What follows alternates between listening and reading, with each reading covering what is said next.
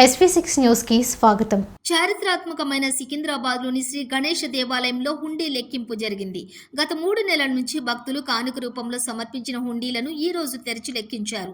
దేవాదాయ శాఖ assistant commissioner Krishna ఆధ్వర్యంలో అధికారులు మహేందర్, పాలక మండలి చైర్మన్ ఓదెల సత్యనారాయణ తదితర కార్యాలయ సిబ్బంది సమక్షంలో హుండీ లెక్కించారు.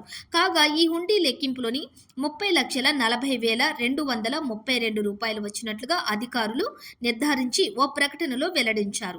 ఈ సందర్భంగా కృష్ణ, మహేందర్, చైర్మన్ సత్యనారాయణ మాట్లాడుతూ సికింద్రాబాద్లోని ఈ గణేష్ దేవాలయానికి ఎంతో పేరు ప్రఖ్యాతలు ఉన్నాయని, తెలంగాణ వ్యాప్తంగా ఈ దేవాలయానికి భక్తుల్లో ఎంతో విశ్వాసం ఉందని, వారి నమ్మకానికి తగ్గట్టుగా దేవాలయంలో వసతులు కూడా ఏర్పాటు చేస్తూ వివిధ ప్రత్యేక పూజలు, ఉత్సవాలు, వేడుకలు ఘనంగా నిర్వహిస్తూ ఉన్నామని పేర్కొన్నారు.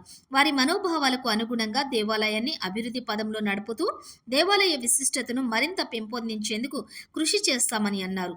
హుండీ లెక్కింపులో దేవాలయ ట్రస్ట్ సభ్యులు హనుమంత్ యాదవ్, జయరాజు, శ్రీశైలం, అశోక్ కుమార్, రామ్మోహన్, వజీర్, మోహన్, వినోద్, పద్మజ తదితరులు పాల్గొన్నారు.